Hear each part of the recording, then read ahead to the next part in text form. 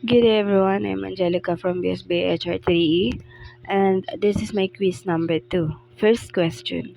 Could you provide an informative breakdown of the Dolly case flow in the Philippines? Answer. Certainly, the Dolly case in the Philippines refers to the legal battle involving Dolly Philippines, one of the country's largest fruit exporters. Here's a breakdown of its flows. First is the background. The case involves around the allegations of labor violations, particularly regarding contractualizations and labor standard raised by workers and labor groups against Dolly Philippines. Second, legal complaints. Worker unions or labor groups file complaints with the government agencies such as Department of Labor and Employment or DOLE, or the National Labor Relations Commission or NLRC, citing violations of labor laws and regulation. Third is investigation. Upon receiving complaints, government agencies conducted investigation to determine the validity of the complaint.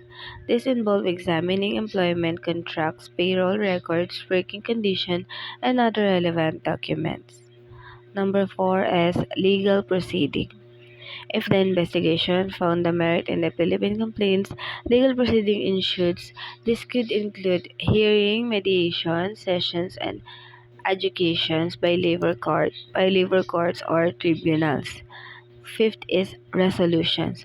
Depending on the finding and decisions of the labor authorities of courts, various outcomes are possible.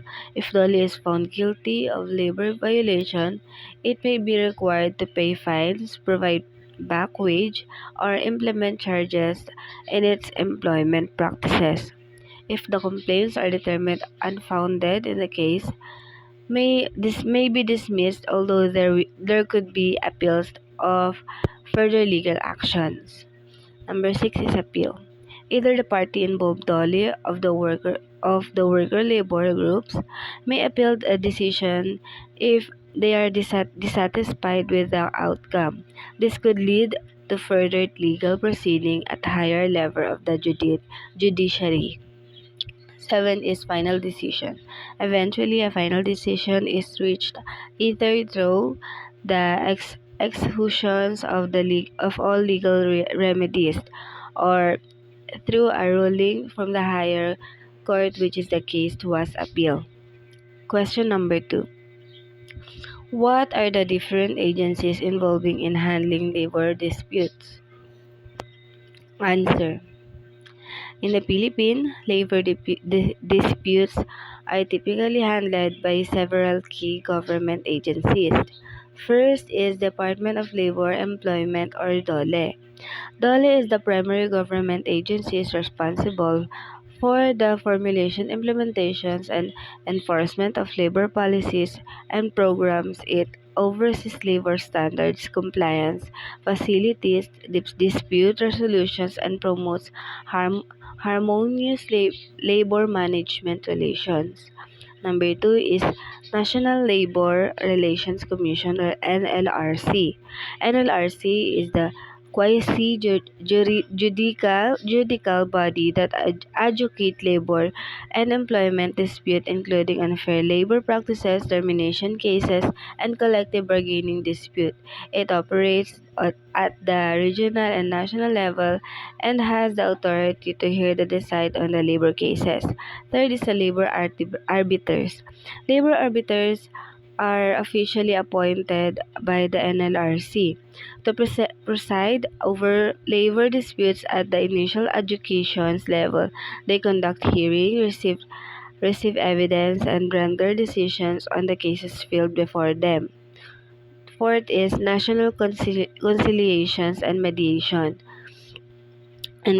Board, or NCMB, is tasked by promoting voluntary arbitrations, conciliations, and mediations as means of resolving labor dispute.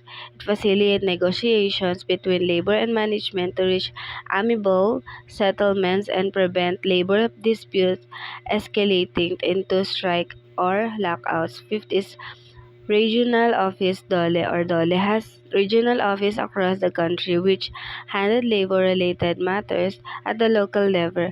These offices enforce labor law and the regulation, conduct inspections, provide assistance to and employees, and facilitate the resolution of labor disputes within their respective jurisdiction. Six is Office of the Secretary of Labor. The Secretary of Labor, who heads the Department of Labor and Employment, may also play a role in handling significant labor disputes, especially those with national implementations or involving policies. Question number 3. Which type of labor disputes are typically heard at each agency, especially on NLR, BLR, and POEA or POEA? Certainly, here's a breakdown of the types of the labor disputes typically heard at each agency. First is the National Labor Relationship Commission or NLRC. Unfair labor practices or NLRC hears cases involving alleged violations of labor laws by employers such as discrimination, interference with workers' right to organize and refusal the bargain collectivity, termination disputes, NLRC adjudicated cases related to illegal dismissal, wrongful terminations, or unfair labor practices leading to the terminations of employment. Next is collective bargaining dispute. NLRC handled disputes arising from the negotiations between labor unions and employers regarding the terms of conditions of the employment, including the issues related to collective bargaining agreements.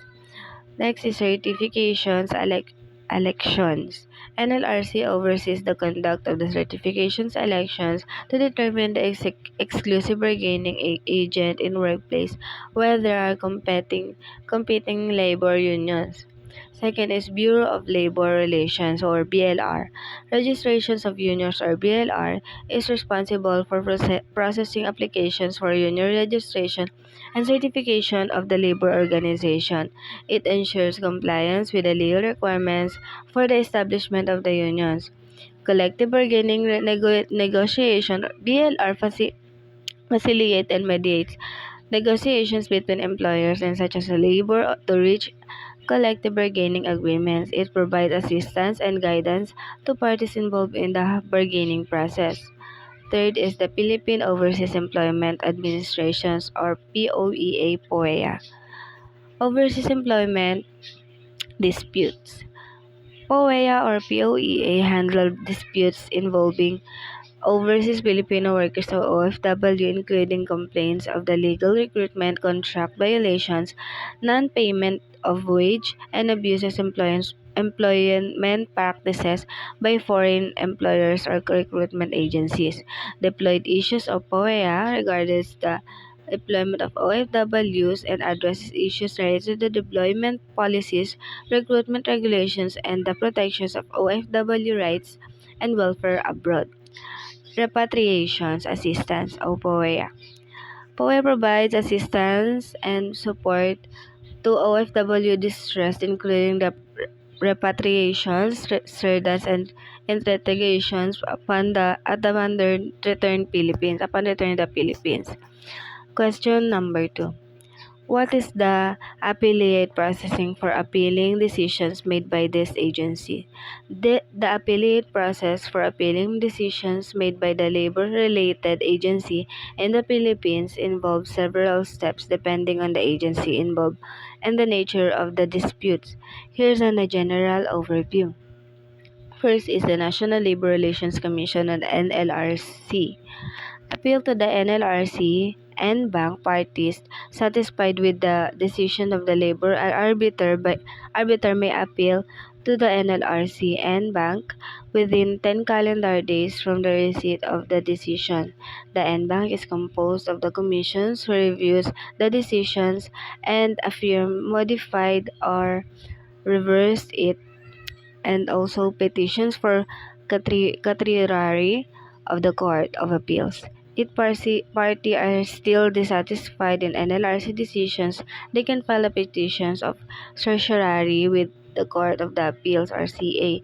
Within 60 days from the receipt of the NLRC decisions, the CA reviews whether there was grave abuse and declaration of NLRC decision. Petitions of review of certiorari to the Supreme Court. Further, the Appeal Supreme Court or SC is possible to file the petitions reviews certiorari within the 50 days from the receipt of CA decisions. The CA may question the raised in the case. Bureau of Labor Relations (BLR) decisions are not typically subject to the direct appeal. However, disputes related labor management relations, collective bargaining agreements, unfair labor practices adjudicated by the BLR may be subject to the appeal of NLRC of the higher courts depending on the specific circumstances of the case. Number 3 is Philippines Overseas Employment Administrations or POEA. Appeal of the POEA administration's parties dissatisfied with the decisions of POEA may file a motions for reconciliations with the POEA administration within 10 days from the receipt of decisions. Petition for certiorari to the Court of the Appeals. If party are still dissatisfied after the motions of reconsiderations, that they can file a petition for the certiorari Court of the Appeals within 60 days from the receipt of POEA decisions. Though full, the appellate process parties must adhere to strict timelines and procedural requirements. Failures to comply with these requirements may result in the dismissal of the appeal. Additionally, party may also explore alternative dispute resolution mechanisms or settlement negotiations during the appeal process to potentially resolve the dispute outside of the court. That's all. That's the end of my quiz number 2. Thank you.